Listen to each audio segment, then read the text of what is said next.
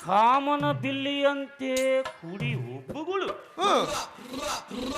ಏನು ನಿನ್ನ ತಾವರಿಯಂತೆ ಕಣ್ಣುಗಳು ಏನು ನಿನ್ನ ದಾಳಿಂಬ್ರೆ ಬೀಜದಂತೆ ಹಲ್ಲುಗಳು ಏನು ನಿನ್ನ ತೊಂಡೆ ಹಣ್ಣಿನಂತೆ ತೂ ತೂ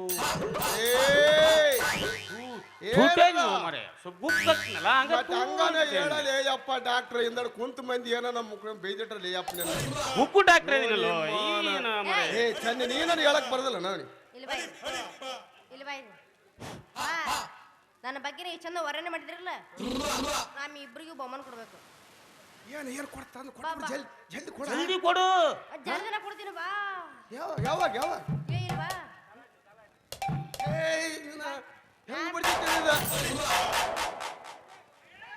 ಇದು ಬಹುಮಾನ ಇದು ಬಹುಮಾನ ಅಲ್ಲೇ ಡಾಕ್ಟರ್ ಏನಿರೋ ಕೋಡಿ ಹಿಂಗ್ ಹೊಡೆದಂಗಲೇ ಕಿವಿ ಜಿಮ್ಮಿಟ್ಟು ಅದ್ ನಂದ ಏನು ಕೇಳೋದು ಈ ಕಡೆ ಸೈಡ್ ನನಗೆ ನಂದಂದ್ರೆ ಕೇಳವಲ್ತಪ್ಪ ಮಾರಾಯ ಇದು ನಿನ್ನ ಮುಂದೆ ಹೆಂಗೈತಿ ನನಗೈತಿ ದೇವ್ರಾಗತಿ ಮಗನ ಕೈ ಸಡ್ಡು ಕೊಟ್ಟು ಬಡ್ದಲ್ ಬಾಳಿ ಯಾಕಂದ್ರೆ ಎತ್ತು ನಿಂದು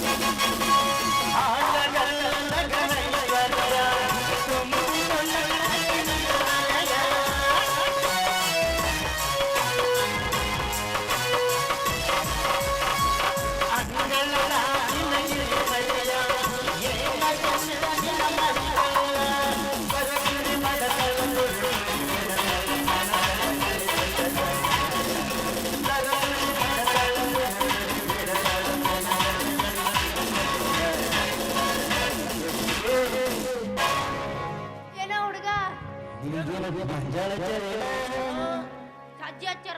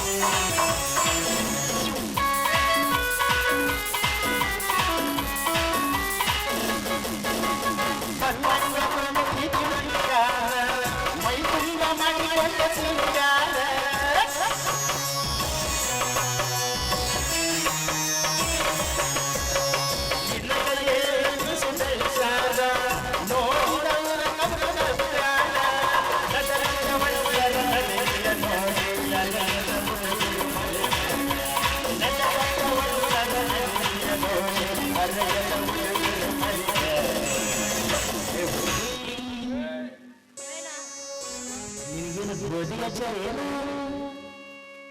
ಏನು ಹಚ್ಚಿಲ್ಲ ಏನು ಇಲ್ಲ ಮದರಂಗಿ ಬಂದ ಮಾರಿದಗ ಬುಲ್ಬುಲ್ಲ ಮಂದೈದ ಭೂಮಿದಗ ಮದರಂಗಿ ಬಂದ ಮಾರಿದಗ ಬುಲ್ಬುಲ್ಲ ಮಂದೈದ ಭೂಮಿದಗ ಲಕ್ಷ್ಮಣ ಬರಸಾಲ ಕನಸಿದಗ ಅವನ ವಿಚಾರೋ ಲಕ್ಷ್ಮಣ ಬರಸಾಲ ಕನಸಿದಗ ಅವನ ವಿಚಾರೋ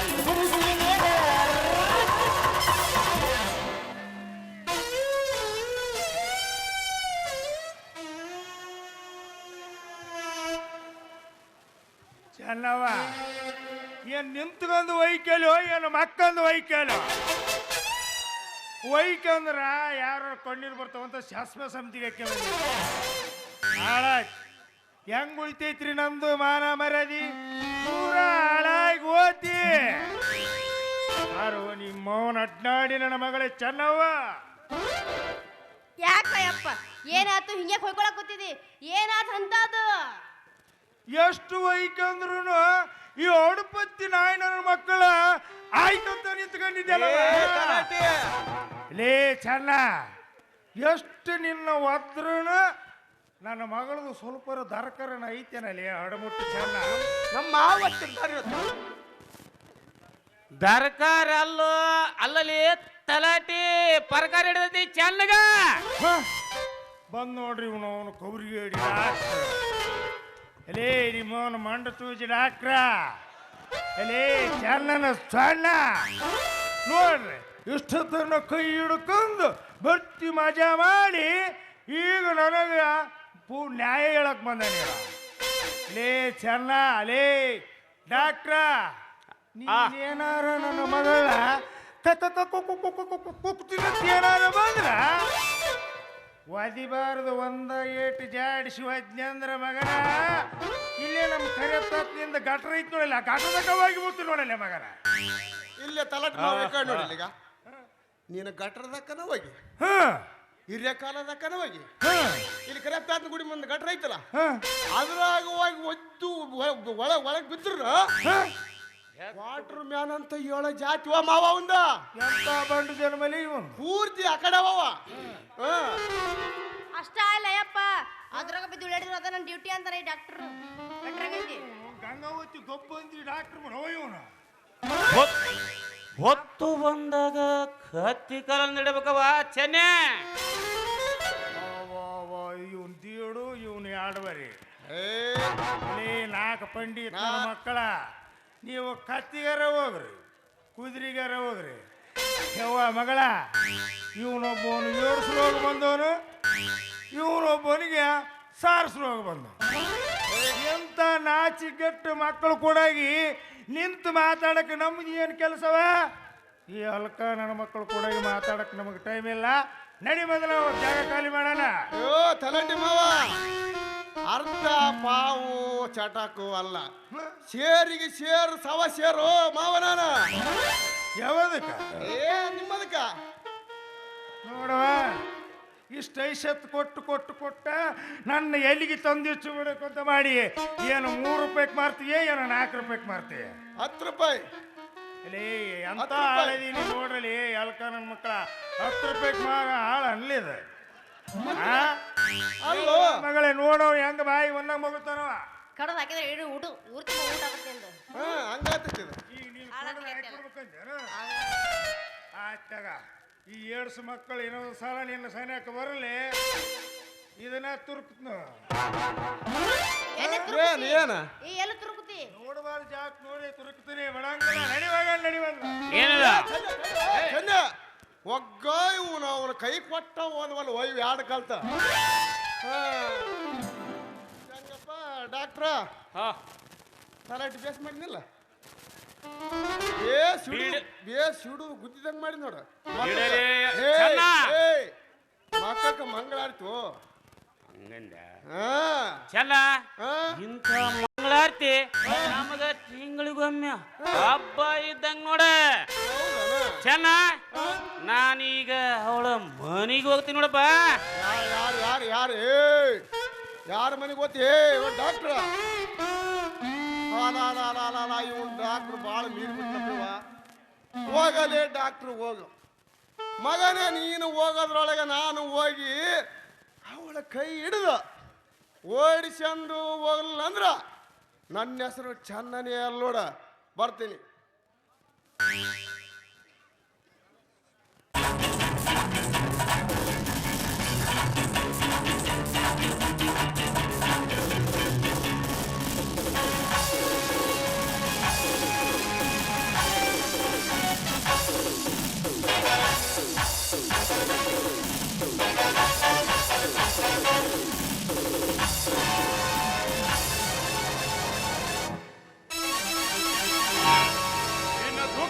ದಾವಾಜ್ಞನು ನಂದಿಸಲಿಕ್ಕೆ 6 ನಿಮಿಷ ತಡೆಯದೆ ಧರಿಗಿಳಿದು ಬಂದೆನು ಗಂಗಾ.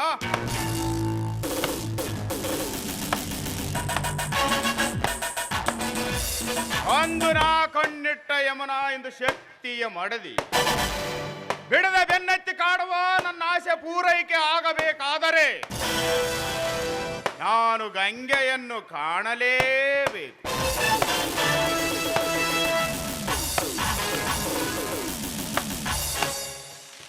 ಗಂಗಾ,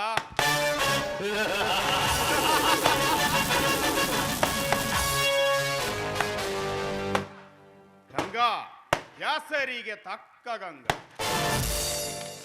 ನಿನ್ನ ಗಂಡನಾಗಬೇಕೆಂದು ಇಂದ್ರಲೋಕದಿಂದ ಧರೆಗಿಳಿದು ಬಂದೆ.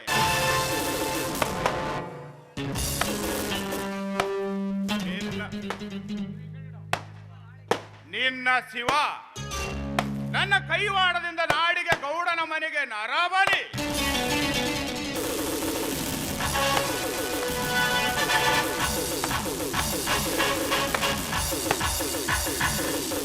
ಸುರಲೋಕಕ್ಕೆ ಸೋಪಾನ ಕಟ್ಟಿ ದಿಟ್ಟ ಹೆಜ್ಜೆಯನ್ನು ಇಟ್ಟ ಈ ಚಲವರಾಜ ಅಂದೇ ಆಗುವನು ನಿನ್ನ ಹೃದಯದ ದೊರೆ.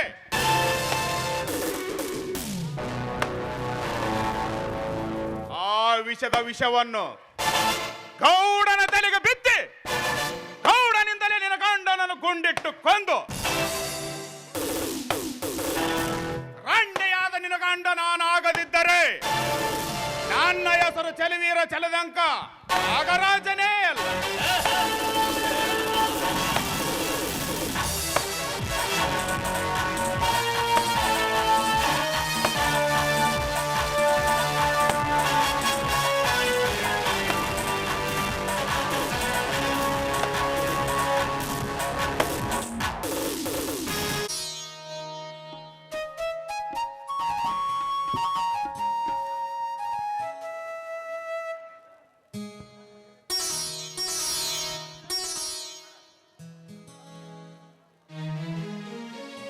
ಯಾರು? ಗಂಗಾ, ನೀನು ಇಂಥ ಹೊತ್ತಿನಲ್ಲಿ ಕಣ್ಣ ಮುಚ್ಚಲೆ ಆಟ ಆಡುವುದೇ? ಆನಂದ ಭಾಸ್ಕರ ಉದಯಿಸಿ ಬಂದಾಗ ನಮಗೆ ಯಾವಾಗಲೂ ಒಳ್ಳೆ ಕಾಲವೇ ಇರುತ್ತೆ. ಅದಕ್ಕಾಗಿ ಓಡಾಡಿ ಬಂದೆ ನಿಮಗೆ ಉಣಬಡಿಸೋದಕ್ಕೆ. ಇಂಥ ಅವಸರದಲ್ಲಿ? ಹೌದ್ರಿ. ನೀವೀಗ ನಾನೀಗ ಒಂದು ಮಗುವಿನ ತಾಯಿ ಆಗ್ತಾ ಇದ್ದೀನಿ. ಗಂಗಾ,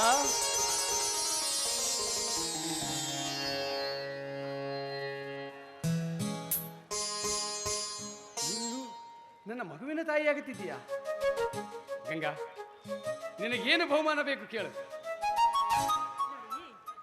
ನಮ್ಮಿಬ್ಬರ ಪ್ರೀತಿಯೇ ನಮ್ಮ ಬಾಳಿನ ಜ್ಯೋತಿ ಆಗಿರುವಾಗ ಇದನ್ನು ಬಿಟ್ಟು ಇನ್ನೇನು ಕೊಡುವರಿ ನೀವು ನನಗೆ? ಗಂಗಾ ಗಂಗಾ, ಎಂತಹ ಸಮೃದ್ಧಿ ಏಂಟಿ ಸಿಕ್ಕಿಲ್ಲ ನನ್ನ ಬಾಳಿಗೆ. ಬಿಸಿಲಿನ ತತ್ತರಿಸುವ ಈ ನಿಮ್ಮ ದೇಹಕ್ಕೆ ಮೊದಲು ಊಟ ಹಾಕಿ ಆಮೇಲೆ ಬೇಕಾದ್ರೆ ವರ್ಣನೆ ಮಾಡಿದಿರಂತೆ.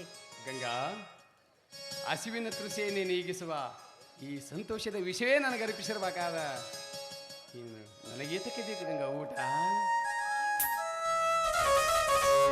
ಸೂರ್ಯನ ಮಕಮರಿಯಾಗಿಸಿ ಸಿರಿಗೊಂಚು ಮಾವಿನ ತೆನೆ ಬಾಗಿದ ಈ ಗಿಡದ ಬುಡಕ್ಕೆ ಅಡಿಪಾಯ ಹಾಕಿ ಆಡೋಣ ಬಾರೆ.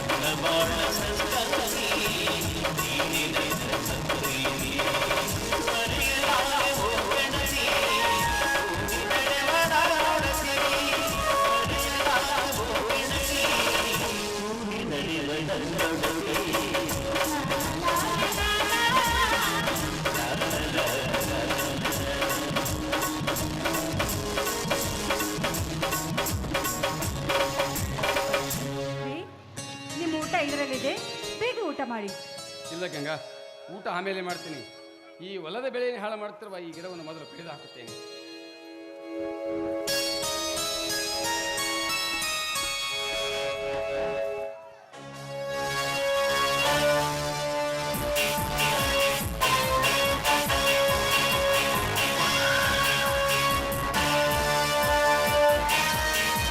ಶಿವ, ನಿಲ್ಲಿಸು ಈ ಗಿಡ ಕಡಿಯುವುದನ್ನು.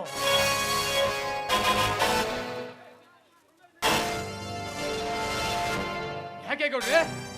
ಇದು ಹೊಲ ಯಾರದಂದು ಈ ಗಿಡ ಕಡಿಯಲು ಕತ್ತಿರುವೆ. ಈ ಹೊಲ ನನ್ನದು. ಏನು ಗೌಡ್ರಿ ನೀವು ಹಾಡ್ತಿರುವ ಮಾತು? ನನ್ನ ಹೊಲದಲ್ಲಿನ ಗಿಡ ಕಡಿಲಿಕ್ಕೆ ನಾನು ಯಾರದಾದ್ರ ಅಪ್ಪಣೆ ಪಡೆಯಬೇಕೆ? ಅಂದರೆ ನೀವೇನು ಫಾರೆಸ್ಟ್ ಆಫೀಸರಾ? ಏ ಅಲ್ಕ ನನ್ನ ಮಗನೇ, ಈ ಹೊಲ ಯಾರದಂತ ನೀ ತಿಳಿದಿರುವೆ. ಈಗ ಈ ಹೊಲ ನನ್ನದು. ಗೌಡ, ಈ ಹೊಲ ನಿನ್ನದು ಅನ್ನೋದಕ್ಕೆ ನೀನೇನು ನಮ್ಮ ಅಪ್ಪನ ಮಗನೇ? ಲೇ ಶಿವ್ಯ, ಅಂದು ನಿನ್ನ ಮನೆತನದ ಅಡಚಣೆಗೆಂದು 25,000 ತೆಗೆದುಕೊಂಡು ಖರೀದಿ ಪತ್ರ ಬರೆದುಕೊಟ್ಟು ಈಗ ಈ ಹೊಲ ನಂದಂತ ಬಗಳುವ ಯಾವ ಅಲ್ಲಂತ ಬಗಳುವ ಮಗನೇ. ಗೌಡ್ರಿ, ಏನ್ರಿ ನೀವು ಮಾತಾಡೋ ಮಾತು? ನಾನು 20,000ಕ್ಕೆ ಹೊಲ ಬರೆದುಕೊಟ್ಟಿದ್ದೇನೆ. ನಾನು ನಿಮ್ಮ ಹತ್ರ ತೆಗೆದುಕೊಂಡದ್ದು ಕೇವಲ 1,000 ರೂಪಾಯಿ ಮಾತ್ರ. ಅದು ಬಡ್ಡಿಯಂತೆ ಮಾತನಾಡಿ ತಂದಿರುತ್ತೇನೆ. ಅದನ್ನು ಬಿಟ್ಟು ಹೊಲವನ್ನೇ ಬರೆದುಕೊಟ್ಟಿದ್ದೀನಿ ಅಂತ ಹೇಳ್ತಿರುವಿರಲ್ಲ, ಯಾವ ರೈತನ ಗೋಣು ಮುರಿದು ನೇಣು ಹಾಕಬೇಕೆಂದಿರುವಿ? ಅಲ್ಲೋ ತಮ್ಮ ಶಿವಣ್ಣ, ಯಾರು ಗೋಣರ ನಿಮ್ಮ ಗೋಣು ಮುರಿದು ನೇಣು ಹಾಕಾಕ ನಾವೇನು ಕಲೆಕ್ಟರ್ ಸಾಹೇಬ್ರನಪ್ಪ ತಮ್ಮ. ನೋಡು, ನಮ್ಮ ಗೌಡ್ರಕಿ ಎಲ್ಲಿ ತನಕ ಬರ್ತಾ ಅಲ್ಲಿ ತನಕ ಬರೀ ನಾವು ಗೇಣಾಕಿ ಅಳತಿ ಮಾಡಿ ನೋಡೋರು. ಅಲ್ಲಪ್ಪ, ಮೊನ್ನೆ ಮತ್ತೆ ಗೂಡು ಸುಟ್ಟಾಗ ಹೊಟ್ಟಿಗೆ ಜ್ವಾಳಿಲ್ಲ ಅಂತೇಳಿ ಓಡಾಡಿ ಬಂದು 20,000 ಸಾಲ ತಗೊಂಡು ಮತ್ತಿನ್ನು ಹೊಲನ ಬರೆದು ಕೊಟ್ಟಿಯಲ್ಲಪ್ಪ 25,000ಕ್ಕೆ. ಸ್ವಲ್ಪ ಚಲೋ ನೆನಪು ಮಾಡ್ಕೊಂಡು ನಿಜ ಹೇಳಪ್ಪ ಶಿವಣ್ಣ. ಕುಲಕರ್ಣಿಯವರೇ, ಅನ್ಯಾಯವಾಗಿ ಈ ಬಡ ರೈತರ ರಕ್ತ ಹೀರಬೇಡಪ್ಪ. ನಿಮ್ಮ ಕಾಲಿಗೆ ಬೀಳ್ತೀನಿ.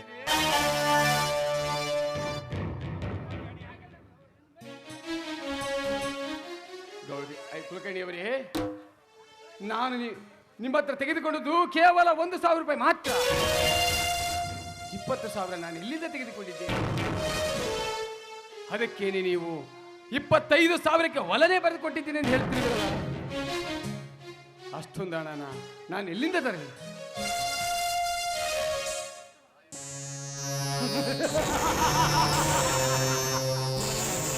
ಸಾಯವರೆಗೂ ನಿನ್ನ ತಮ್ಮನನ್ನು ನನ್ನ ಮನೆಯಲ್ಲಿ ದುಡಿದು ಮುಟ್ಸಂತ ಹೇಳು. ಇಲ್ಲ, ಹೊಲ ನನ್ನದಲ್ಲ, ಈ ಗೌಡರಿಗೆ ಬರೆದು ಕೊಟ್ಟಿದ್ದೇನೆಂದು ಬಾಯಿ ಬಿಚ್ಚು ಬಗಳು. ಗೌಡ, ಹೊಲ ನನ್ನದಲ್ಲ ಎಂದು ಹೇಳುತ್ತೇನೆ ವಿನಃ ನನ್ನ ತಮ್ಮನನ್ನು ಮಾತ್ರ ನಿನ್ನ ಮನೆಯ ಹಾಳಾಗಿ ದುಡಿಸಲಾರಿ. ಬಿಡಿಸದಿದ್ದರೆ ಕೇಡು ಕಾಲ ಸಮೀಪಿಸದೆ ನಿನ್ನ ದೊಡ್ಡ ಸಂಸಾರಕ್ಕೆ ತಲಾಟಿ. ಇವನು ತೆಗೆದುಕೊಂಡ ಸಾಲದ ಪತ್ರವನ್ನು ಬಿಚ್ಚಿ ಹೋದ ಇವನ ಮುಂದೆ.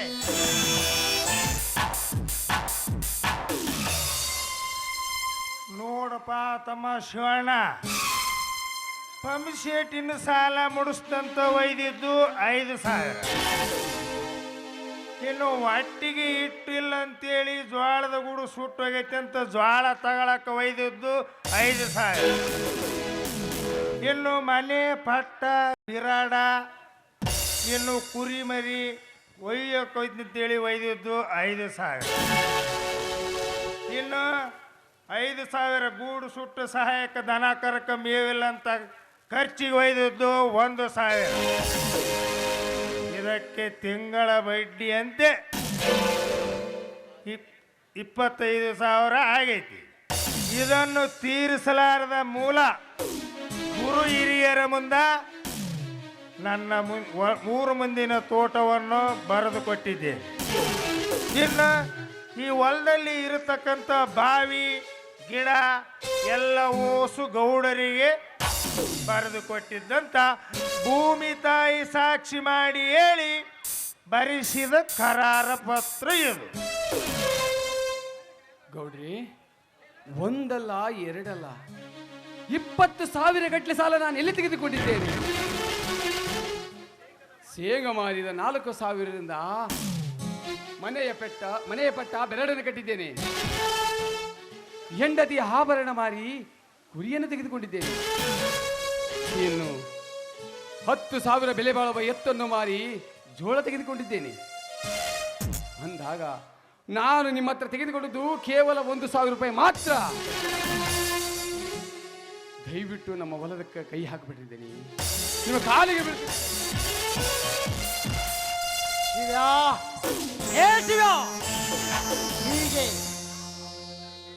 ನೀಗೆ ಕರುಣೆ ತೋರಿ ಬಿಡುವನಲ್ಲ ಈ ಕಟುಕ. ಹಿಡಿದಿದ್ದೆ ನನ್ನ ಆಟ.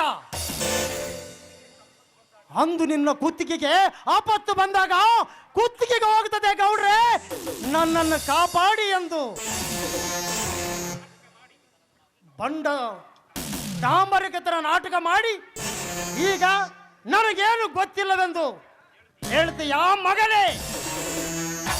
ಸುಮ್ಮನೆ ನಿನ್ನನ್ನು ಕಟ್ಟಿ ಮೈ ಚರ್ಮ ಸುರಿದು ಬಿಟ್ಟನು ಎಚ್ಚರ. ಈ ಕಾಳಿಂಗ ಸರ್ಪದ ಜೊತೆ ಸವಾಸ ಮಾಡಬೇಕಾದರೆ ಎಲ್ಲ ವ್ಯವಹಾರಗಳು ಚಕ್ಕಟವಾಗಿಟ್ಟುಕೊಳ್ಳಬೇಕು. ಈಗ ನೀನು ಸಾಲ ತೆಗೆದುಕೊಂಡಿಲ್ಲ ಎಂದು ಮತ್ತೆ ಮತ್ತೆ ಬಗಳಿದ್ರೆ ನಿನ್ನನ್ನು ಇನ್ನು ಉಳಿದು 5,000 ರೂಪಾಯಿ ಕೂಡ ನಿನಗೆ ದೊರಕಲಾರದು ಎಚ್ಚರ. ಬೇಡದನಿ, ಹಾಗೆ ಹಠ ಹಿಡಿದು ಈ ಬಡವರಿಗೆ ಗುಟುಕು ನೀರಿಗೆ ಸಹ ಗತಿಯಾಗಿಸಬೇಡಿ. ಈ ಕಲಿಯುಗದ ಕಲ್ಪವೃಕ್ಷದಂತೆ ಬೇಡಿದವರಿಗೆ ಬೇಡಿದ ಭಾಗ್ಯವನ್ನು ಕೊಡುವ ದನಿಯೇ ಈ ರೀತಿ ಮಾತಾಡಿದ್ರೆ ಈ ಬಡ ರೈತ ಈ ನೆತ್ತು ಉಳಿಬೇಕು. ನೋಡಿ, ನೀವು ಕೊಟ್ಟ ಸಾಲ ಎಷ್ಟೇ ಇದ್ರು ನಾವು ತೀರಿಸ್ತೀವಿ. ಆದ್ರೆ ಹೊರಕ್ಕೆ ಮಾತ್ರ ಕೈ ಹಚ್ಚಬೇಡಿ. ನಿಮ್ಮ ಮಗಳಂತಿರುವ ನಾನು ನಿಮಗೆ ಶರಗೊಟ್ಟಿ ಬೇಡ್ಕೊತೀನಿ. ತಂಗಿ ಗಂಗಮ್ಮ, ಸುಮ್ಮನೆ ಯಾಕ ದುಕ್ಷಿ ಹೊತ್ತು ಆ ಸಂಕಟನ ಯಾಕೆ ನುಂಗುತ್ತೀಯವ? ನಮ್ಮ ಗೌಡ್ರ ಮಾತಿಗೆ ಒಪ್ಪಿಕೊಂಡು ಹೊಂದಿಕೊಂಡು ಹೋದರೆ ಮುಂದೆ ಮಾತುತ್ತರಿಸಿದರೆ ನಿನ್ನ ನಾಲಿಗೆ ಸೀಳಿಬಿಟ್ಟೆನು. ಇಲ್ಲೇ ಶಿವ, ನಿನ್ನಂತ 106 ಕುನ್ನಿಗಳನ್ನು ನಾಲಿಗೆಯನ್ನು ಕಿತ್ತಿ ಒಂದರ ಮೇಲೆ ಒಂದಿಟ್ಟು ಪುಡಿ ಆಗಿಸಿರುವ ಈ ಕಾಳಿಂಗ ರಾಯನಿಗೆ ಎಚ್ಚರ ಎಂದು ಬಗಳಿದೆಯಾ? ಈಗಲೇ ನನ್ನ ದಣಿ ಅಪ್ಪಣೆ ನೀಡಿದರೆ ಪತ್ತಿ ಹಾಕಿ ಸೀಳಿ ಬಿಡುವನು ಈ ನಿನ್ನ ಶರೀರವನ್ನ. ಮಗನೇ, ಎಚ್ಚರದಿಂದ ಮಾತನಾಡು. ಲೇ ಗೌಡನ ಎಂಜಲು ತಿಂದಿ ಹುಬ್ಬಿರುವ ಬಂಡನನ ಮಗನೇ, ಲೇ ಶಿವ, ರುಂಡ ಹೋದರೂ ನಿಮ್ಮಂತವರಿಗೆ ಗಂಡನಾಗಿಯೇ ಸಾಯುತ್ತೇನೆ ವಿನಃ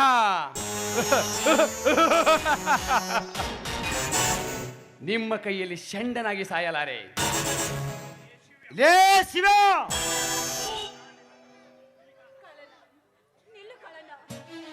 ನೋಡು, ನನ್ನ ಪತಿಗೆ ಜೀವದಾನ ಮಾಡು, ನನಗೆ ಪತಿ ಭಿಕ್ಷೆಯನ್ನ ನೀಡು. ಏ ಸರಿ ಆಚೆ ಬಾಲ ಸರ.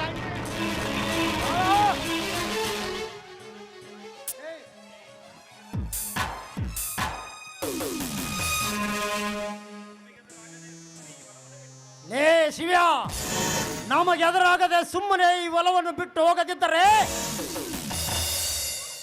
ನಿನ್ನ ಕೊರಳಿಗೆ ಬರುವುದು ನಿನ್ನ ಗಂಡನ ಕರುಳಿನ ದಂಡೆ.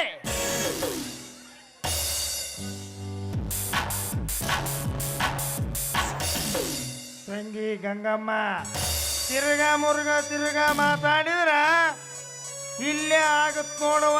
ನಿನ್ನ ಗಂಡ ತುಂಡಾಗತ್ ನೋಡ್ ನಿನ್ನ ಗಂಡನ ಸೊಂಡಿ. ರುದ್ರಪ್ಪನವರೇ, ಈ ಈಗ ನೀವೇ ನಮ್ಮನ್ನ ಕರುಣಿಸಿ ಕಾಪಾಡದೆ ಹೋದ್ರೆ ಇನ್ಯಾರು ನಮ್ಮನ್ನ ಕಾಪಾಡಬೇಕು ದನಿ? ನೋಡಿ, ಏನು ಅರಿಯದೆ ನನ್ನ ಮೈದುನರು ನನ್ನ ಗಂಡ ತಪ್ಪು ದಾರಿ ತೊಳೆದಿರಬಹುದು, ನಿಜ. ನೀವು ಶಾಂತತೆಯಿಂದ ವಿಚಾರ ಮಾಡಿ ನಮ್ಮ ಶಕ್ತಿನ ನಾನು ಹೋಗಿ ಕರೆಸ್ತೀನಿ. ನಿಮ್ಮ ಸಾಲದ ಬಗ್ಗೆ ನೀವು ವಿಚಾರ ಮಾಡ್ಕೊಳ್ಳಿ. ಆದ್ರೆ ಅನ್ಯಾಯವಾಗಿ ತಪ್ಪು ದಾರಿ ತೊಳಿಬೇಡ್ರಿ ದನಿ. ಈ ಭೂಮಿ ತಾಯಿಯೇ ನಮಗೆ ಅನ್ನ ಹಾಕುವ ತಾಯಿ ಇದ್ದ ಹಾಗೆ.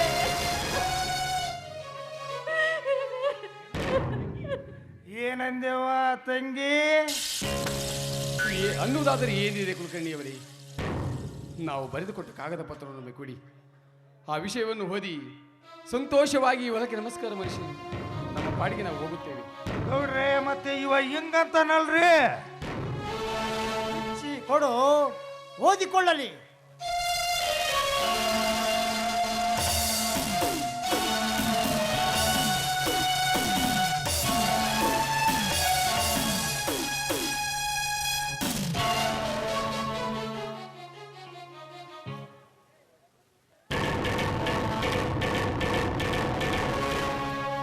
ಇದೇ ಏನೋ ಸೌಕಾರ, ನನ್ನ ಸಾಲದ ಬಗ್ಗೆ ಬರೆಸಿಕೊಂಡ ಖರೀದಿ ಪತ್ರ. ಇಂಥ ನಕಲಿ ಪತ್ರ ಬರೆಸಿಕೊಂಡು ಬಡ ಜನರ ರಕ್ತ ಹೀರಿ ನಿನ್ನ ಬೊಚ್ಚು ಬೆಳೆಸಿಕೊಂಡಿರುವಿ. ಗೌಡ, 1000 ವರ್ಷ ತಪ್ಪಿದರೂ ಸಾವು ತಪ್ಪದು. ಈ ಜೀವ ಈಗಲೇ ನಿನ್ನ ಕೈಲಿ ಹೋದರೂ ಚಿಂತೆ ಇಲ್ಲ. ನಾನೆಂದಿಗೂ ಇಂಥ ನಕಲಿ ಪತ್ರಕ್ಕೆ ಅವಕಾಶ ಕೊಡಲಾರೆ.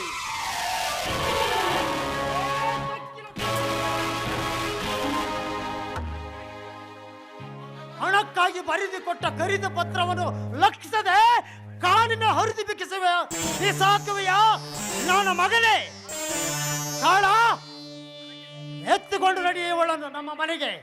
ಬೇಟೆಯನ್ನು ಅಲ್ಲೇ ಕಂಬಕ್ಕೆ ಕಟ್ಟಿ ಬೆಟ್ಟಿಸಿಳೋಣ.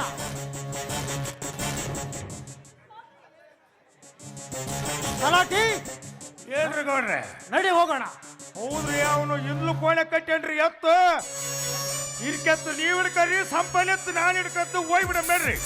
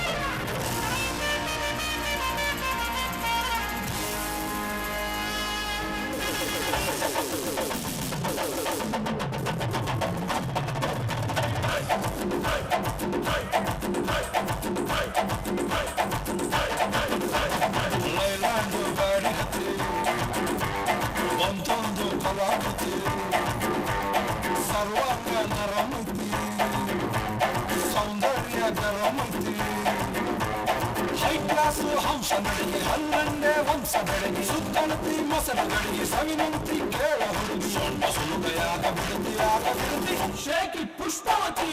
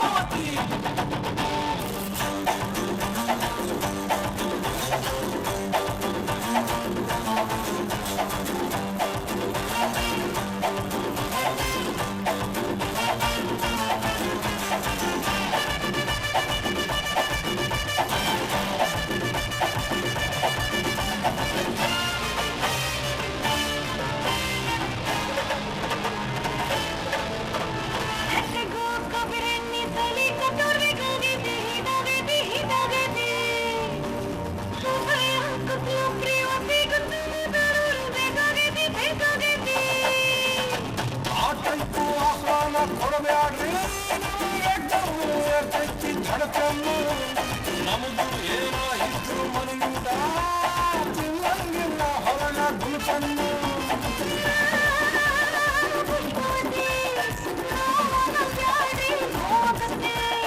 ಎಸ್ ಅಂದ್ರು ತ್ರಾಸಕತೆ ನೋ ಅಂದ್ರು ತ್ರಾಸಕತೆ ಬ್ಯಾಕು ಬಡದು ಯಾಕೆ ಬಿಡುತ್ತಿ ಯಾಕೆ ಬಿಡುತ್ತಿ ಶೇಖಿ ಪುಷ್ಪವತಿ ಶೇಖಿ ಪುಷ್ಪವತಿ ಶೇಖಿ ಪುಷ್ಪವತಿ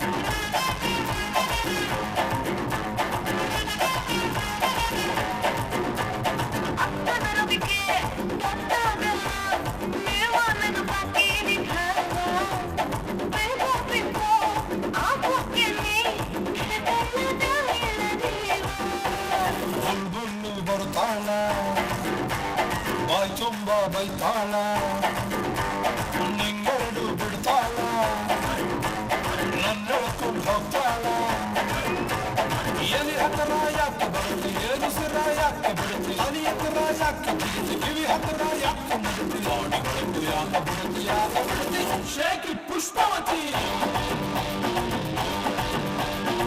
ಶೇಖಿ ಪುಷ್ಪವತಿ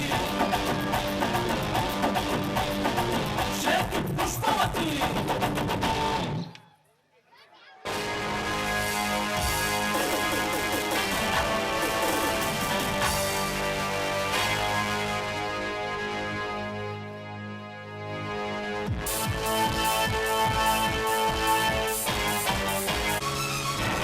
ಶಕ್ತಿ ಶಕ್ತಿ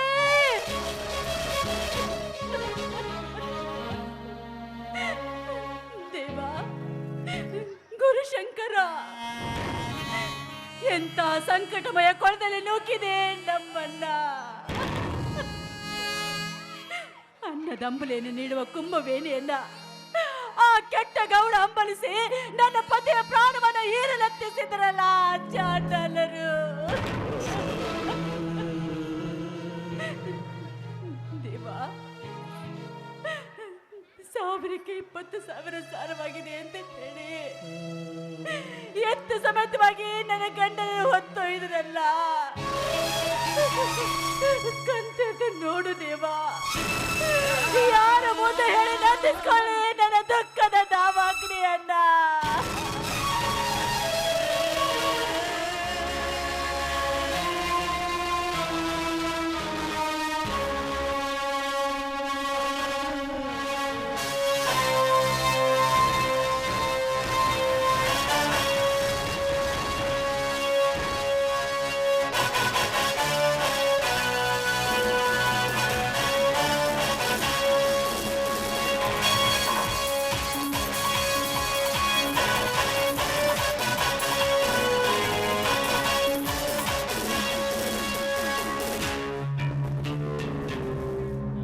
ನಿನ್ನ ದುಃಖದ ದಾವಾಜ್ಞೆಯನ್ನು ನೆಂದಿಸಲಿಕ್ಕೆ 6 ನಿಮಿಷ ತಡೆಗೆ ಧರಿಗಿಳಿದು ಬಂದೆನು ಗಂಗಾ ದೇವಲೋಕದಿಂದ. ಬನ್ನಿ ಮ್ಯಾನೇಜರ್ ಸಾಹೇಬ್ರೆ, ಬನ್ನಿ. ನಿಮ್ಮ ಸಾಹುಕಾರ ಸುತ್ತಿ ಹಾಕಿದ ಬಂಧನದಿಂದ ನಮ್ಮನ್ನ ಪಾರು ಮಾಡ್ರಿ ಅಪ್ಪ. ಬೇಕಾದ್ರೆ ನಿಮ್ಮ ಕಾಲು ಹಿಡಿದು ಬೇಡ್ಕೊತೀನಿ ನಾನು. ನಿರಪರಾಧಿಯಾದ ನಮ್ಮ ಮೇಲೆ ಆ ನಿಮ್ಮ ದನಿ ದುರಾಲೋಚನೆ ದುರ್ಬುದ್ಧಿಗೆ ಒಳಗಾಗಿ ನಮ್ಮ ವಂಶವನ್ನೇ ನಿರ್ವಂಶ ಮಾಡಬೇಕು ಅಂತ ಹೊಂಚ ಹಾಕಿಕೊಳ್ತಾರ. ಸಾಹೇಬ್ರೆ, ಈಗ ನೀವೇ ಕರ್ಣಿಸಿ ಕಾಪಾಡಬೇಕು ನನ್ನ ಪತಿಯನ್ನ. ಬಲೆ ಬೀಸಿ ಹಿಡಿದ ಈ ಬೇಟೆಗಾರನಿಗೆ ನೀನುಷ್ಟು ತಿಳಿಸಿ ಹೇಳುವುದೇ ಆ ಗೌಡ ನಿರ್ಮಿಸಿದ ಮಾಯ ಪಂಜರವಿಂದ ನಿನ್ನ ಗಂಡನ್ನು ಸೆದೆಬೆಳೆದು ಹಾರು ಮಾಡುವುದೇ ನನ್ನ ಕೆಲಸ. ಅಂದ್ರೆ ನಿಮ್ಮ ಮಾತು ಇಷ್ಟು ಹೇಳಿದರೂ ತಿಳಿಲಿಲ್ಲವೇ ಗಂಗಾ?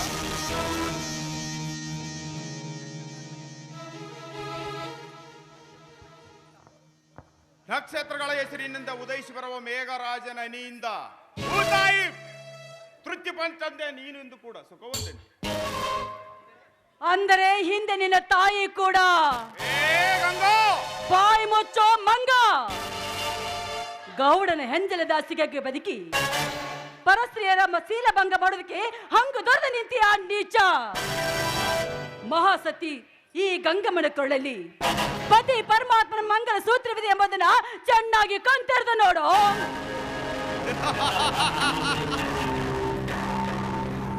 ಮಂಗಲ ಸೂತ್ರ ಆ ನಿನ್ನ ಕೊರಳಿಗೆ ಅರ್ಪಿತವಾಗದು. ಆ ನಿನ್ನ ಗಂಡನ ಸೂತ್ರವಲ್ಲ, ಈ ನಾಗರಾಜನ ಸೂತ್ರ.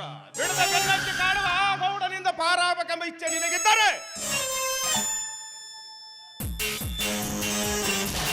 ತಪ್ಪದೆ ಮೈಸುಖ ನೀಡಿ ಅಪ್ಪಿಕ ನನ್ನ ರಾಜನಿಂದ. ಅಂದ್ರೆ ಆ ಗೌಡನೊಡಗೂಡಿ ನೀನು ಕೂಡ ಇಂತ ಹೆಚ್ಚು ಕೆಲಸನ ಮಾಡ್ತೀಯಾ? ಮಾಡುವುದಷ್ಟೆಲ್ಲ ಗಂಗಾ, ಮಾಡಿ ಮುಗಿಸಿ ತೀರಲೆಂದೇ ಆ ಗೌಡ ನನ್ನನ್ನು ಇಲ್ಲಿಗೆ ನಿರ್ಮಿಸಿ ಕಳಿಸಿದ್ದಾನೆ. ನಿನ್ನ ಆಟವನ್ನೇ ಸಾಧಿಸಿದ್ದೆ. ಆದರೆ ಇಲ್ಲದ ನೆಪ ಹೇಳಿ ನಿನ್ನ ಮೈದನೊಬ್ಬ ಗೌಡನ ಮನೆಗೆ ಕಟ್ಟಿ ತರಿಸಿ ಅಣ್ಣ ತಮ್ಮರನ್ನು ಇಬ್ಬರನ್ನು ಕಂಬಕ್ಕೆ ಕಟ್ಟಿ ಚರ್ಮ ಸುಲಿಸಿ ನಿನ್ನ ಅಂಗ ಸುಖ ಪಡುತ್ತೇನೆ ಎಟ ಪುರುಷನಾಗಿ.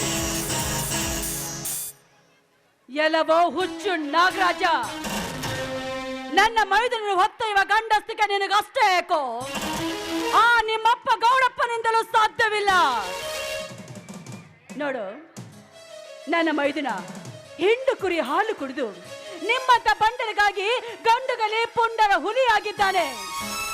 ಏ ನಾಯಿ ಜಾತಿ ನಾಗರಾಜ, ಈಗ ನಾನು ಹೇಳುವ ಬಂಡತನದ ಮಾತಂತ ತಿಳಿದು ಮುಂದೆಡಾಡಿ ಇಟ್ರೆ ನಿನ್ನ ರುಂಡ ಮುಂಡದಿಂದ ಬೇರ್ಪಡುವುದು ಬಲು ಎಚ್ಚರ.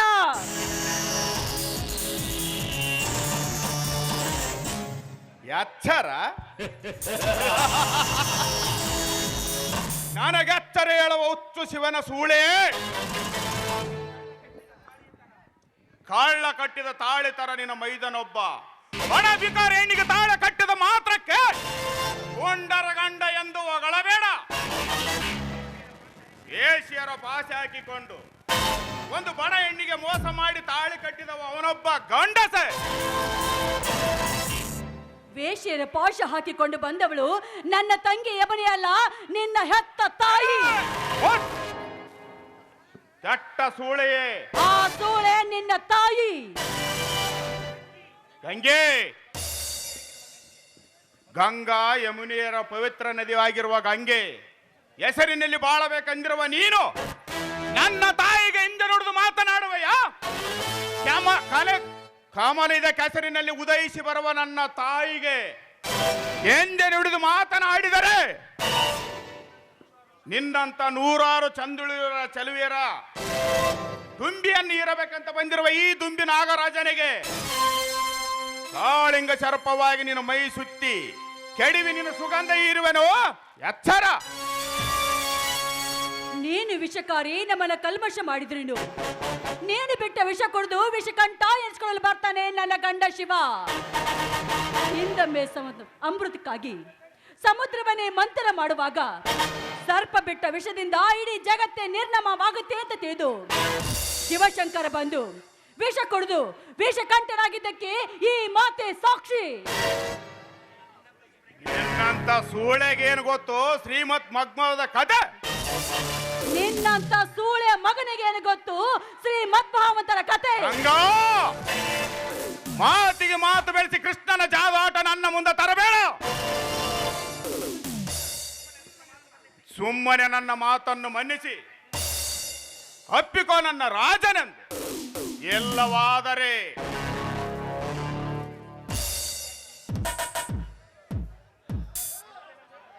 ನಿರ್ಜನವಾದ ಈ ಕಾಡಡಿವೆಯಲ್ಲಿ ನಿನ್ನ ಸುಗಂಧವನ್ನು ಹೀರಬೇಕಾಗುತ್ತದೆ. ಎಚ್ಚರ. ಗಂಡನಿಗೆ ಮೀಸಲವಾಗಿರುವ ಈ ಹೂವನ್ನ ನೀನು ಮೋಸಿಸಬೇಕಾದ್ರೆ ಅದು ನಿನ್ನಂತ ಗಂಡನಿಂದ ಯಾವ ಕಾಲಕ್ಕೂ ಸಾಧ್ಯವಿಲ್ಲ ಅಂತ ತಿಳ್ಕೊ. ಗಂಡನ ಅಡಿಗೆ ಇರಬೇಕಾದ ಹೂವನ್ನ ಮುಡಿದೇ ತೀರ್ವನ್ನ ಮುಂದಡೆ ಇಟ್ರೆ ಅದೇ ಹೂವು ಹಾವಾಗಿ ನಿನ್ನನ್ನು ಕಚ್ಚಿಕೊಳ್ಳುವುದು ನೆನಪಿಸ್ಕೋ. ಹೇಳಿ ಸೊಕ್ಕಿನ ಎಣ್ಣೆ, ಯಾವ ರೀತಿ ತಿಳಿಸಿ ಹೇಳಿದ್ರು ಬರುವ ಹೆಣ್ಣಲ್ಲ ನೀನು. ನಿನ್ನ ಕೋಮಲದ ಕೆನ್ನೆ ಮೇಲೆ ನಾಗರಾಜನೆಂಬ ದಂತಾಕ್ಷರಗಳಿಂದ ಮೂಡಿಸುವೆ ಎಚ್ಚರ.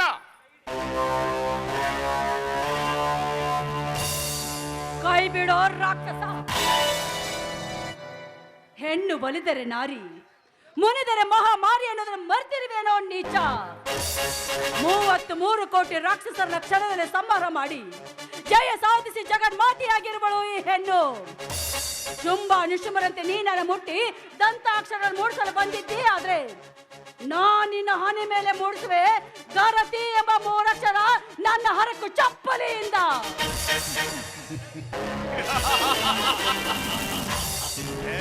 ಕನ್ನಡ ನಾಡಿನ ಇರಗರತಿಯೇ, ಬ್ರಹ್ಮನಿಗೆ ಮಗಳಾಗಿ ಹುಟ್ಟಿ ಬಂದಿರುವ ಸರಸ್ವತಿಯು ಬ್ರಹ್ಮನಿಗೆ ಹೆಂಡತಿಯಾದಳು. ನೀನ್ಯಾವ ಮಗರತಿ? ಗಂಡನನ್ನು ಉಂಡು ಮಲಗಿಸಿ ಮಿಂಡನೊಡನೆ ಸರಸುವಾಡುವ ನೀನ್ಯಾವ ಗರತಿ? ಗಂಡನನ್ನು ಗುಂಡಾಕಲಿಕ್ಕೆ ಕಳಿಸಿ ಮೈದನೊಡನೆ ಈ ನಿರ್ಜನವಾದ ಕಾಡಡಿವೆಯಲ್ಲಿ ಬಂದಿರುವಲ್ಲ ನೀನ್ಯಾವ ಗರತಿ? ಪಾಪಿ, ದೇವರಂತಿರುವ ನನ್ನ ಮೈದನಿಗೆ ಎಷ್ಟೊಂದು ಕೆಟ್ಟದಾಗಿ ಮಾತಾಡ್ತಿರುವೆಯಲ್ಲ. ನೀನೆಷ್ಟು ಜನರಕ್ತಕ್ಕೆ ಜನಿಸಿರ್ಬೇಕು ಪಾಪಿ. ಏ ಗಂಗೆ, ಮುಗಿತು ನಿನ್ನ ಶೀಲದ ಸೊಬಗು. ಶಕ್ತಿ ಶಕ್ತಿ ಶಕ್ತಿ.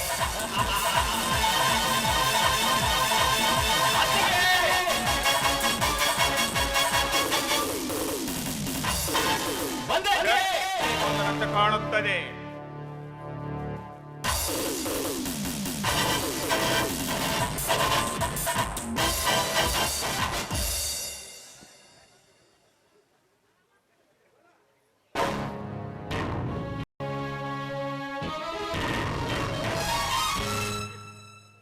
ಯಾಕಮ್ಮ ನಿನ್ನ ಕಣ್ಣಲ್ಲಿ ನೀರು? ಇಂಥ ದಟ್ಟಡವಿಯಲ್ಲಿ ನನ್ನನ್ನು ಕೂಗಿದೆಯಲ್ಲ, ಏನು ವಿಷಯ?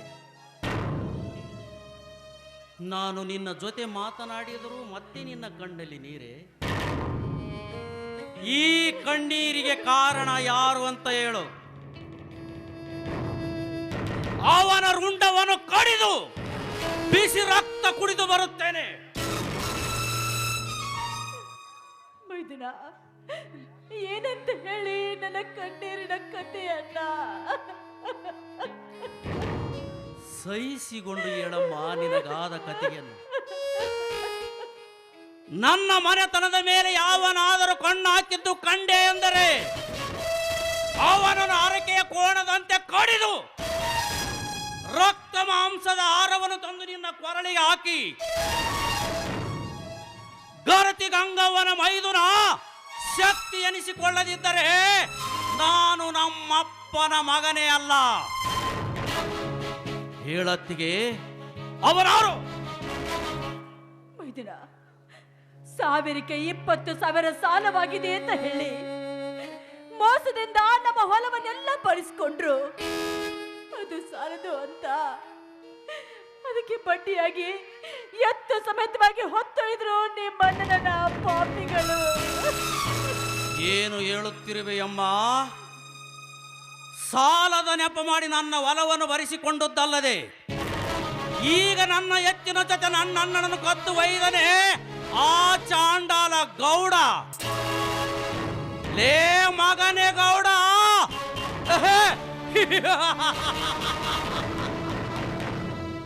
ಆಳದ ಆಸೆಯಿಂದ ಉಬ್ಬಿ ಮೆರೆಯುತ್ತಿರುವ ನಿನ್ನ ಕೊಬ್ಬನ್ನು ಇಳಿಸಲು ಈಗ ಬರುವೆ ಪರಶುರಾಮನಾಗಿ ಗಂಡುಗೊಡಲಿಯೊಂದಿಗೆ.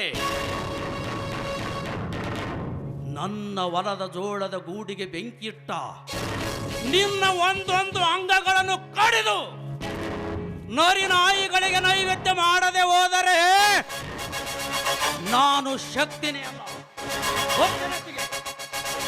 ಶಕ್ತಿ ಬೇಡಪ್ಪ, ತಡೆ. ಯಾಕಮ್ಮ? ನನ್ನ ಅಣ್ಣನನ್ನು ಬಿಡಿಸಿ ತರುವುದು ಸಾಧ್ಯವಿಲ್ಲ ಎಂದು ತಿಳಿದಿರಬೇಕು. ನಿಂತ ನೆಲದ ಮೇಲೆ, ಬೀಸುವ ಗಾಳಿಯ ಮೇಲೆ, ಉದಯಿಸುವ ಸೂರ್ಯನ ಮೇಲೆ, ಜನ್ಮ ಕೊಟ್ಟ ನನ್ನ ತಾಯಿಯ ಮೇಲೆ ಆಣೆಯಿಟ್ಟು ನಿನಗೆ ಮಾತು ಕೊಡುತ್ತೇನೆ. ಆ ಗೌಡ ನನ್ನ ನನ್ನನ್ನು ಉಗ್ರಮ ತಾಣದಲ್ಲಿ ಬಚ್ಚಿಟ್ಟರು ಅವನ ರುಂಡವನ್ನು ಕಡಿದು ಮುಂಡದಿಂದ ಬೇರೆ ಮಾಡಿ ಆ ರುಂಡೆಗಳಿಗೆ ನಿಷ್ಠಾವಂತರು ಮೆಟ್ಟುವ ಮೆಟ್ಟಿನ ಸರ ಹಾಕಿ ನಮ್ಮ ಹೊಲದಲ್ಲಿರುವ ಬನ್ನಿ ಮಾಂಕಾಳಿ ಗಿಡಕ್ಕೆ ಕಟ್ಟದಿದ್ದರೆ ನನ್ನ ಹೆಸರು ಶಕ್ತಿನೇ ಅಲ್ಲ.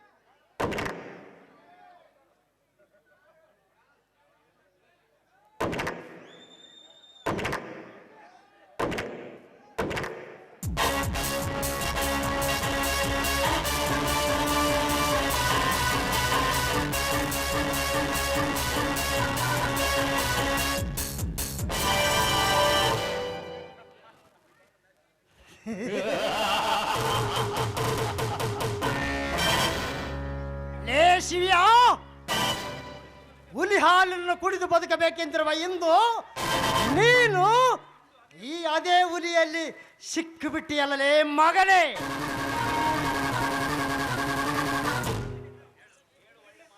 ಒಳ್ಳೆಯ ಮಾತಿನಿಂದ ಹೇಳು.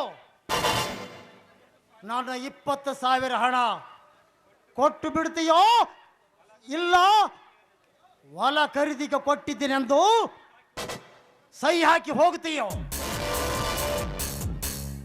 ಗೌಡ, ಇವೆಲ್ಲಕ್ಕೂ ನಾನು ಒಪ್ಪುವುದಿಲ್ಲ. ಒಪ್ಪದಿದ್ದರೆ ಕತ್ತೆಗೆ ಲತ್ತೆ ಪೆಟ್ಟಂತೆ. ಚಾಟಿಯಿಂದ ನಿನ್ನನ್ನು ಮಾತನಾಡಿಸಬೇಕಾದಂತೆ ಎಚ್ಚರ. ನೀ ಬೀಸುವ ಚಾಟಿ ವೇತು ಒಂದೇ ಹೇಗೆ ಗೌಡ?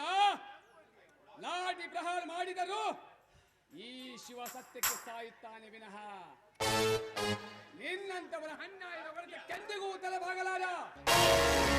ಸತ್ಯ? ಆ ನಿನ್ನ ಸತ್ಯ ಸತ್ಯರಿಚಂದ್ರನ ಮೊಮ್ಮಗನ ಕಾಲದಲ್ಲಿ ಸತ್ತು ಹೋಗಿದೆ. ಆ ನಿನ್ನ ಸತ್ಯ ಧರ್ಮರಾಯನ ಕಾಲದಲ್ಲಿ ಸತ್ತು ಹೋಗಿದೆ. ಆ ನಿನ್ನ ಧರ್ಮ ಈಗೇನೇ ಇದ್ದರೂ ನಿಮ್ಮಂತ ಸೊಕ್ಕಿನ ಕುನ್ನಿಗಳಲ್ಲೂ ರಕ್ತ ಹೀರುವ ಕಾಲ ಬಂದಿದೆ. ನಿಮ್ಮಂತರವನು ಕುಣಿಸಿದಾಗಲೇ ನಿಮ್ಮ ಬಣ್ಣ ಬಯಲಾಗುವುದು. ಸುಮ್ಮನೆ ಸಹಿ ಹಾಕು. ಅದೆಂದಿಗೂ ಹಾಗಾದರೆ ಸಹಿಸಿಕೋ ಮಗನೇ ನೀ ಚಾಟಿ ಹೇಟನು.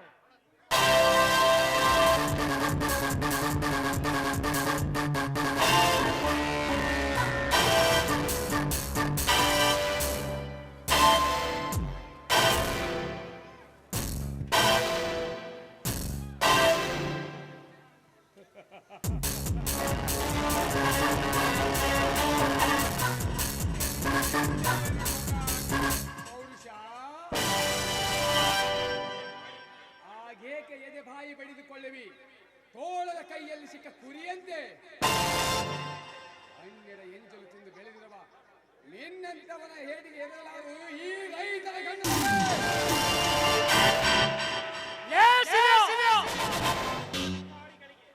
ನಿನ್ನಂತ 100 ಬಡ ಭಿಕಾರಿಗಳಿಗೆ ಅನ್ನ ಹಾಕಿ ಪುಣ್ಯಾತ ನೆನೆಸಿಕೊಂಡಿರುವ ಈ ರುದ್ರೇಗೌಡರಿಗೆ ಎಂಜಲ ತಿಂದು ಬದುಕುತ್ತಿರುವೆ ಎಂದು ಬೊಗಳುವೆ ಯಾ ಮಗನೇ. ನಿನ್ನನ್ನು ಜೀವಂತವಾಗಿ ಸುಟ್ಟರು ನನ್ನ ಹೊಟ್ಟೆಯಲ್ಲಿ ದಗದಗಿಸುತ್ತಿರುವ ದಾವಾಗ್ನೇನ ಆರಲಾರದು.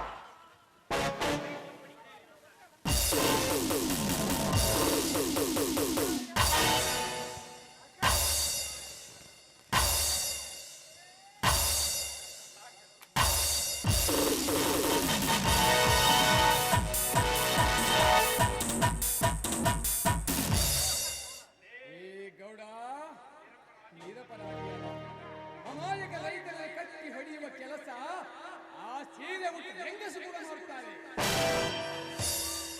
ನಿನ್ನಲ್ಲಿ ಗಂಡಸತನವಿದ್ದರೆ ಬೆಚ್ಚಿ ತೋರಿಸು ನಿನ್ನ ಆ ಶೂರತನ.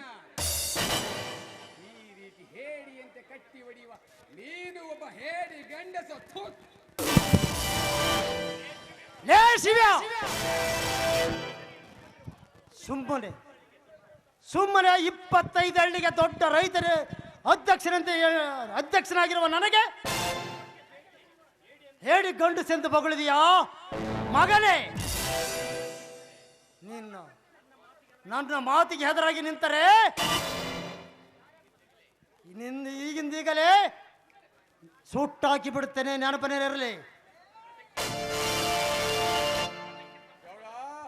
ಅದಕ್ಕಿಂತ ಪೂರ್ವದಲ್ಲಿ ನಿನ್ನ ಅಂತಿಮ ಯಾತ್ರೆ ನಡೆಯುವುದನ್ನು ನೀನು ನಿನ್ನ ಪದರಿನಲ್ಲಿ ಬರೆದಿಟ್ಟುಕೋ.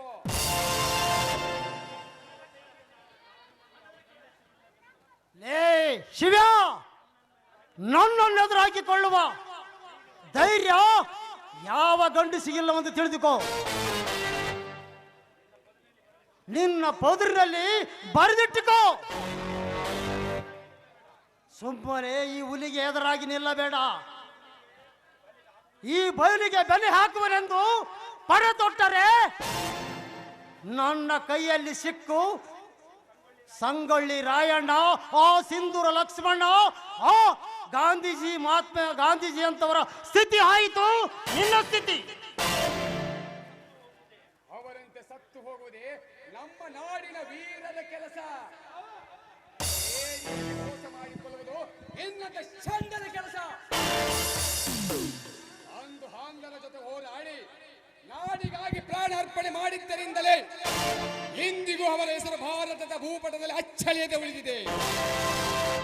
ಇದಲ್ಲದೆ ಮಹಾತ್ಮ ಗಾಂಧೀಜಿಯವರು ಆಂಗ್ಲರ ಜೊತೆ ಹೋರಾಡಿ ಸ್ವಾತಂತ್ರ್ಯ ಪಡೆಯದೇ ಇದ್ದಿದ್ದರೆ ಎಂದಿಗೂ ನೀನು ಅವರ ಗುಲಾಮನಾಗಿರುತ್ತಿದ್ದೆ.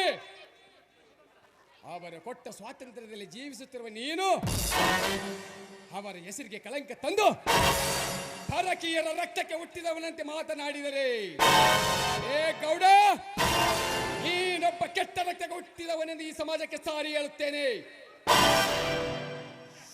ಶಿವ, ಮಾತಿನಲ್ಲೂ ಸ್ವಲ್ಪ ನಿಗಾ ಇಟ್ಟು ಮಾತನಾಡು.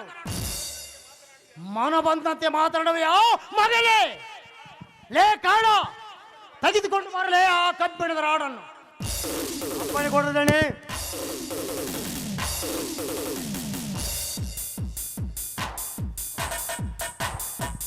ತೆಗೆದುಕೊಳ್ಳದಣಿ ಇದು.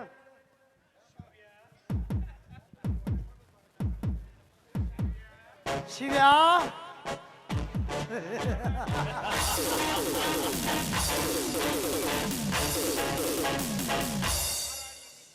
ನಿನ್ನಂತೆ ಹಾರಾಡಿ ಕುಣಿಯುವ ವೀರ ಪುರುಷರೆಲ್ಲ ಜನ್ಮ ನೀಡಿದ ಈ ಜನ್ಮದಾತನಿಗೆ ಆದರಕ್ಕೆ ಹುಟ್ಟಿದೆ ಎಂದು ಬೊಗಳಿದೆಯಾ ಮಗನೇ?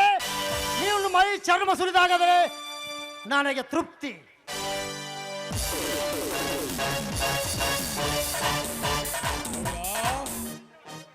ಪವಿತ್ರವಾದ ನನ್ನ ತಾಯಿಗೆ ಕೆಟ್ಟದಾಗಿ ಮಾತನಾಡಿ ಉರಿಯುವ ನನ್ನ ಹೊಟ್ಟೆಯಲ್ಲಿ ಬೆಂಕಿ ಹಾಕ್ತೀಯ ಮಗನೇ. ನನ್ನನ್ನು ಕಟ್ಟಿ ಅಪಮಾನ ಮಾಡುವುದಕ್ಕಿಂತ ಬೆಚ್ಚಿ ತೋರಿಸು, ಆಮೇಲೆ ತೋರಿಸುವೆ ನಾನು ಯಾರೆಂಬುದನ್ನು. ಲೇ ಶಿವ, ನಿನ್ನನ್ನು ಹಿಡಿದು ತಂದದ್ದು ನಿನ್ನ ಸೂರತನದ ಮಾತು ಕೇಳುವುದಕ್ಕಲ್ಲಲೇ. ನಿನ್ನ ಚರ್ಮ ಸುಲಿದು ನನ್ನ ಸೇಡು ತೀರಿಸಿಕೊಳ್ಳೋದಕ್ಕೆ ತಂದಿದ್ದೇನೆ. ಲೇ ಕಾಳ, ಹಿಡಿದು ಸರಿಯಾಗಿ ನಿಲ್ಲಿಸ್ರ ಅವನ್ನ.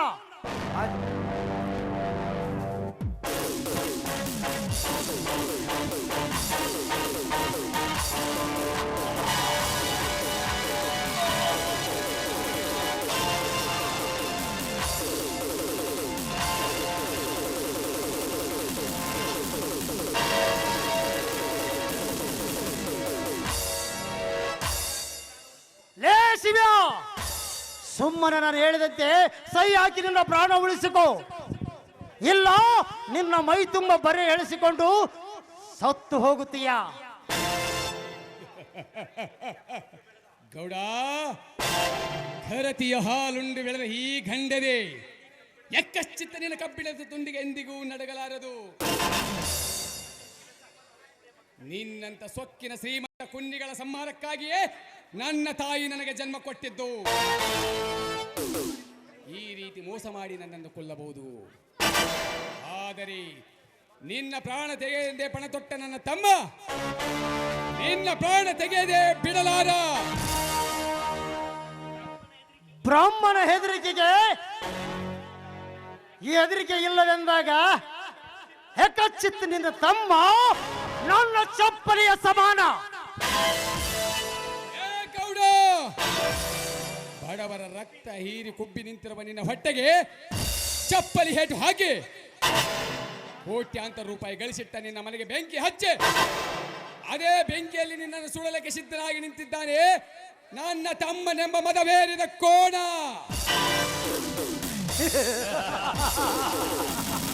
ಆ ಕೋಣಕ್ಕೆ ಖಡ್ಗ ನಿರ್ಮಿಸಿರುವೆ. ಈ ಖಡ್ಗವನ್ನು ಈ ಕೋಣಕ್ಕೆ ನಿರ್ಮಿಸಿರುವೆ ನನ್ನ ಕಬ್ಬಿಣದ ರಾಡನ್ನು. ಸಾಳು ಮಗನೇ,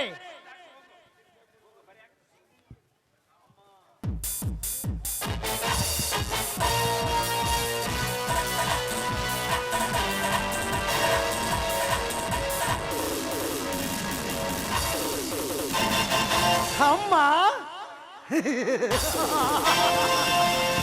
ಎಲ್ಲಿರುವಳು ಆ ನಿನ್ನ ಅಮ್ಮ, ಎಲ್ಲಿರುವನು ಆ ನಿನ್ನ ಮದವೇರಿದ ತಮ್ಮ.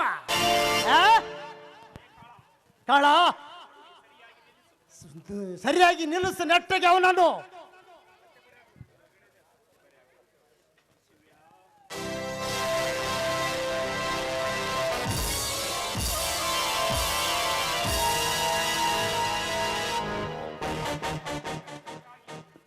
ಲೇ ಶಿವ್ಯ, ಸುಮ್ಮನೆ ನನ್ನ ಕೈಯಲ್ಲಿ ಚಿತ್ರಹಿಂಸೆ ಒಳಗಾಗಿ ಸಾಯಬೇಡ.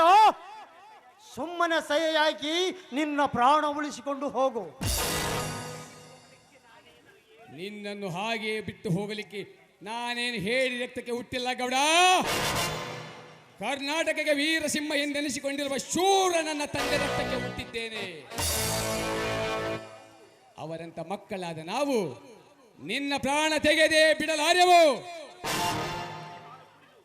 ಆದರೆ ಸಿಕ್ಕಂತೆ ಕುರಿ ಹಾಲು ಕುಡಿದು ಸೊಕ್ಕೇರಿ ನಿಂತ ನನ್ನ ತಮ್ಮ ಶಕ್ತಿ ನಿನ್ನ ರುಂಡವನ್ನು ಕಡಿದು ಆ ರುಂಡವನ್ನು ನನ್ನ ಹೊಲದಲ್ಲಿರುವ ಬನ್ನಿ ಮಾಂಕಾಳಿ ಗಿಡಕ್ಕೆ ನೇತು ಹಾಕಿ ಗೌಡ ನಿನ್ನ ಮೈ ಚರ್ಮ ಸುಲಿದು ಅವನು ಮೆಟ್ಟು ಮಾಡಿಸುತ್ತಾನೆ. ಎಚ್ಚರ ಎಚ್ಚರ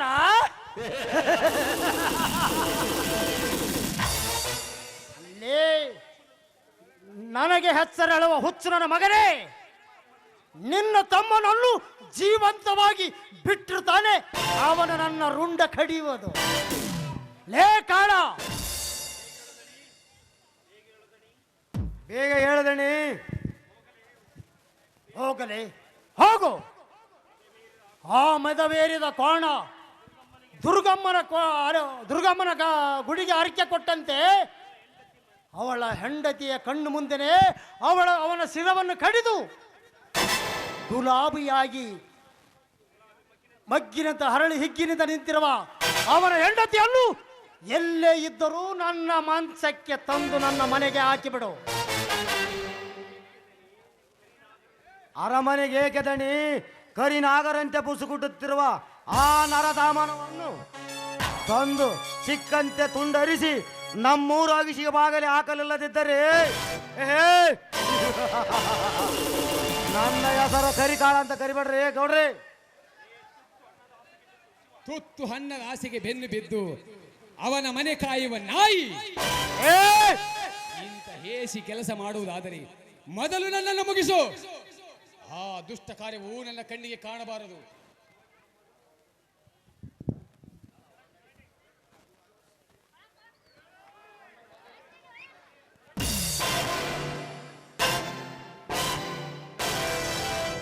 ಶಿವಣ್ಣ, ಈಗ ನಿನ್ನ ಕತಿ ಮುಗಿಸ್ಲಿಲ್ಲ ಅಂದ್ರ ಹೆಂಗ ಬರಿತೇನಪ್ಪ ಕವಿ ನಿನ್ನ ಕವನ? ಕುಲಕರ್ಣಿ, ಉತ್ತಮ ಮನೆತನದಲ್ಲಿ ಹುಟ್ಟಿದ ನೀನು ಇಂಥ ಹೇಸಿ ಕೆಲಸ ಮಾಡ್ತೀಯಲ್ಲೇ ನಾಲಾಯಕನ ಮಗನೇ. ನೀ ಇಂಥ ಕೆಲಸ ಮಾಡುವುದಾದರೆ ಚಂದುಳ್ಳಿ ನಿನ್ನ ಮಗಳನ್ನು ತಂದು ಹಾಕಿದ್ರೆ ಆವಾಗ ಒಪ್ತಿದ್ದೆ ನೀನು ಒಬ್ಬ ಗಂಡಸು ಅಂತ. ಎಂತ ಅಪಮಾನ ರೀ ಗೌಡ್ರೆ, ನನಗೆ ಎಂತ ಅಪಮಾನ! ಥು! ಎಂತ ಲುಚ್ಚ ನನ್ನ ಮಗನ ಕೂಡಾಗಿ ಎಂತ ಮಾತಾಡಿಸಿಬಿಟ್ರಿ ಗೌಡ್ರೆ. ಕುಲಕರ್ಣಿ, ಮಾತಿಗೆ ಮಾತು ಬೆಳೆಸೋದು ಇಂದರೆ ನಮ್ಮ ಕಾರ್ಯವೆಂದು ಈಡೇರಲಾರದು. ಏ ಕರ್ಯ, ಅವನ್ನ ಸರಿಯಾಗಿ ನಿಲ್ಲಿಸೋ, ಹಿಡಿದು ನನ್ನ ಮೇಲೆ ಅವನ ಕೆಟ್ಟ ಕಣ್ಣಿಟ್ಟು ಅವನ ಕಣ್ಣು ಕಿತ್ತು ಹಾಕುತ್ತೇನೆ.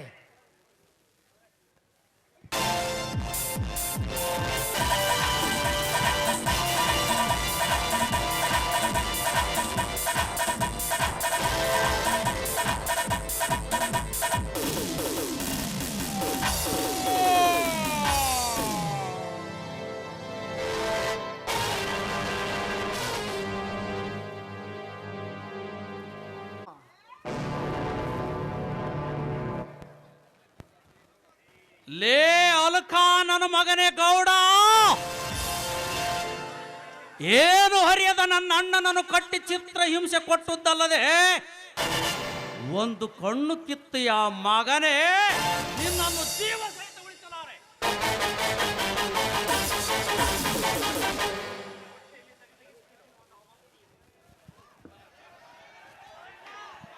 ನನ್ನ ಹೊಟ್ಟೆಯಲ್ಲಿ ಉದಿಸಿರುವ ಅಗ್ನಿಯಲ್ಲಿ ನೀನೇ ಮೊದಲನೆಯ ಬಲಿ.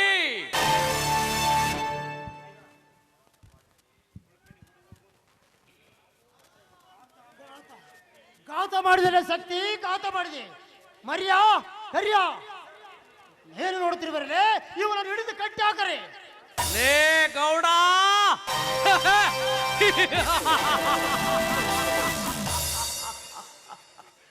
ಈ ಕೆರಳಿದ ಕೇಸರಿಯನ್ನು ಕಟ್ಟಿ ಹಾಕಲಿಕ್ಕೆ ನಿನ್ನ ಆಳಿಗೆಲ್ಲ ನಿಮ್ಮಪ್ಪನಿಗೂ ಸಾಧ್ಯವಿಲ್ಲ. ಗೌಡನ ಮನೆಯ ಎಂಜಲು ತಿಂದು ಬದುಕುತ್ತಿರುವ ನಾಯಿಗಳೇ, ಅರೆಯದ ಉರುಪಿನಲ್ಲಿ ಹಣದ ಆಸೆಗಾಗಿ ಗರತಿಯಾಗಿ ಬಾಳಬೇಕಿದ್ದ ನಿಮ್ಮ ತಂಗಿಯನ್ನು ಈ ಚಂಡ ಗೌಡನಿಗೆ ಸೆರಗಾಸಿದ್ರಲ್ಲ. ನೀವೆಂತ ಹೇಳಿ ನನ್ನ ಮಕ್ಕಳು ಹುಟ್ಟಿದ್ರಲೇ ಈ ನಮ್ಮ ನಾಡಿನಲ್ಲಿ. ಈಗ ಏನು ಅರಿಯದ ನನ್ನ ಅಣ್ಣನನ್ನು ಕಟ್ಟಿ ಚಿತ್ರಹಿಂಸೆ ಕೊಟ್ಟದ್ದಲ್ಲದೆ ಒಂದು ಕಣ್ಣು ಕಿತ್ರಿ ಆ ಮಗನೇ, ನಿಮ್ಮಿಬ್ಬರ ರುಂಡಗಳನ್ನು ಕಡಿದು ಈ ಗೌಡನ ಮನೆಯ ಬಾಗಿಲಿಗೆ ಕಟ್ಟಲಿಲ್ಲ. ನಾನು ಶಕ್ತಿಯಲ್ಲ ಅಂತ ಈ ಸಮಾಜಕ್ಕೆ ಏಕೆ ಯಾಕೆ ನಗಲಿ ಗೌಡ.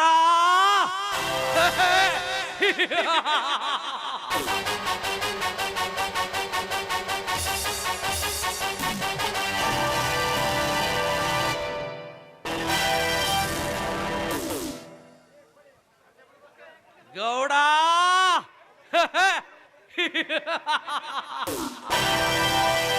ನೀನಾಕಿದ ಈ ಸೇಡಿನಲ್ಲಿ ನಿನ್ನ ಮನೆಯಲ್ಲಿ ನಡೆಯಲಿದೆ ಮರಣದ ಮಾರ್ನೋಮಿ.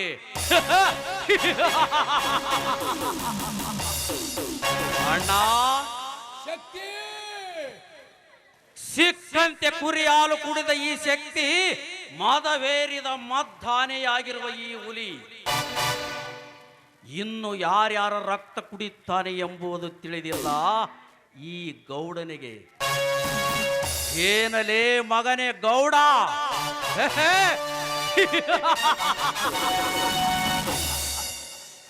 ನನ್ನ ಹೊಲದ ಜೋಳದ ಗೂಡನ್ನು ಸುಟ್ಟು 1,000 ರೂಪಾಯಿ ಕೊಟ್ಟಂತೆ ಮಾಡಿ ಅದನ್ನೆಲ್ಲ ಎತ್ತಿ ಹಾಕಿ ಪಂಚಾಯಿತಿ ಪ್ರಮುಖರನ್ನೆಲ್ಲ ಎದುರಿಸಿ ಊರಿನ ಹಣವನ್ನೆಲ್ಲ ಎತ್ತಿ ಹಾಕಿ ಈಗ ಏನು ಹರಿಯದ ನನ್ನ ಅಣ್ಣನನ್ನು ಕೊಟ್ಟು ಚಿತ್ರ ಹಿಂಸೆ ಕೊಟ್ಟು ಒಂದು ಕಣ್ಣು ಕಿತ್ತಿಸಿದ ಆ ರಕ್ತದ ಸೇಡಿಗಾಗಿ ಇಂದು ನನ್ನ ಹೊಟ್ಟೆಯಲ್ಲಿ ಪುಟ್ಟಿದೆ ಹೇಳುತ್ತಿದೆ ಸೇಡಿನ ಕ್ರೋಧಾಗ್ನಿ ಗೌಡ.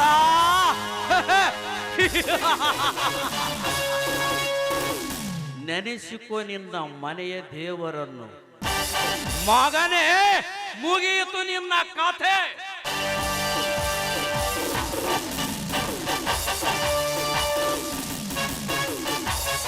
ಶಕ್ತಿ,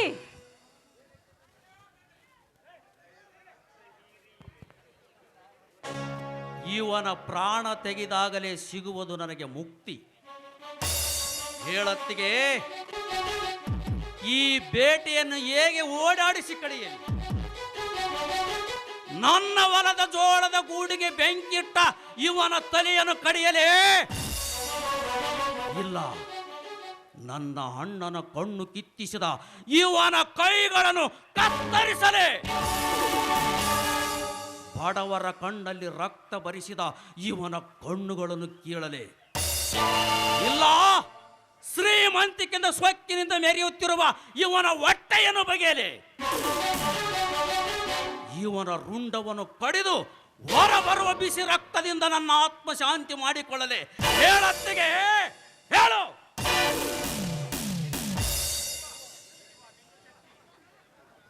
ಶಕ್ತಿ,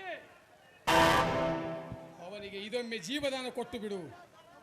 ಮನುಷ್ಯನಾದರೆ ಬದುಕಲಿ. ಎಂಥ ಏಡಿತನದ ಮಾತನಾಡಿಬಿಟ್ಟಿ ಅಣ್ಣ. ನಿನ್ನ ಕಣ್ಣು ಕಿತ್ತಿಸಿದು ನಾನಿದ್ದು ಏನು ಸಾರ್ಥಕ? ನಿನ್ನ ತಮ್ಮನಾಗಿ ಹುಟ್ಟಿದ್ದಕ್ಕೂ ಏನು ಸಾರ್ಥಕ? ಒಂದು ಆಜ್ಞೆಯನ್ನು ಕೊಟ್ಟು ನೋಡು, ಇವರೆಲ್ಲರ ರುಂಡಗಳನ್ನು ಕಡಿದು ಭೂಮಂಡಲಕ್ಕೆ ತುಳಿದು ಬಿಡುತ್ತೇನೆ. ಬೇಡಪ್ಪ, ನಿಮ್ಮ ಅಣ್ಣ ಹೇಳ್ದಾಗೆ ಕೇಳು. ನಡೆ, ಮನೆಗೆ ಹೋಗೋಣ ಬಾರೋ. ಅಣ್ಣನ ಕಣ್ಣು ಕಿತ್ತಿಸಿ ಏಡಿಗೆ ನಾನು ಹೇಗಮ್ಮ ಮನೆಗೆ ಬರಲಿ?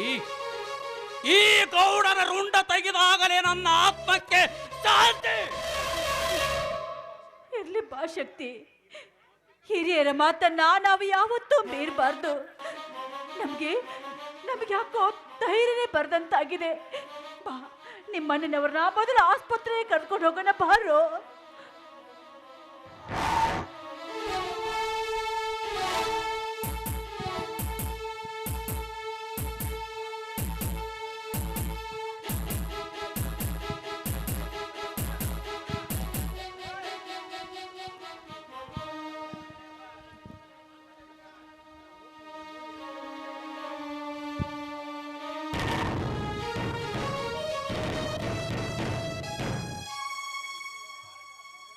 ಗೌಡ,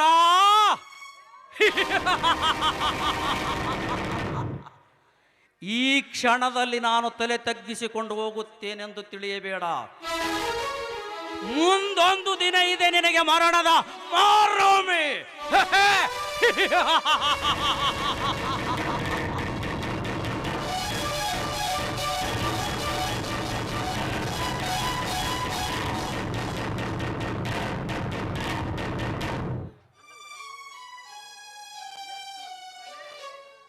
ಕೊಲೆ, ನನ್ನ ಕೊಲೆ, ನನ್ನ ಬಲಗೈ ಬಂಟ ಮರಿಯನ ಕೊಲೆ. ಶಕ್ತಿ, ಇಂದು ನೀ ನನ್ನ ಎದೆ ಮೇಲೆ ಕಾಲಿಟ್ಟು ಮೆರೆದು ಹೋದನಲೇ ಮಗನೇ. ನಿನ್ನ ತಾಯಿಯ ಗರ್ಭದಲ್ಲಿ ಅಡಿಗೆ ಕುಂತರೂ ಸರಿ.